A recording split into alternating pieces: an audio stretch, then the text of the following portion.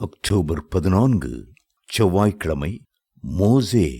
மோசே தேவனுடைய வீட்டில் எங்கும் உண்மை உள்ளவனாயிருந்தது போல இவரும் தம்மை ஏற்படுத்தினவருக்கு உண்மை உள்ளவராயிருக்கிறார். எபிரேயர் 3:2. உண்மை உள்ளவர் பூமியில் உள்ள சகல மனிதரிலும் சாந்த குணமுடையவர், தேவனோடு முகமுகமாக பேசுகிறவர் என்றெல்லாம் சாட்சி பெற்ற தேவ மனிதனாகிய மோசேயை இன்றைக்கு நாம் சந்திக்கப் போகிறோம். மோசே வாழ்ந்த காலங்கள் 120 வருடங்கள். முதல் 40 வருடங்கள் பார்வோன் குமார்த்தியின் மகனாக அரண்மனையில் வளர்ந்தார்.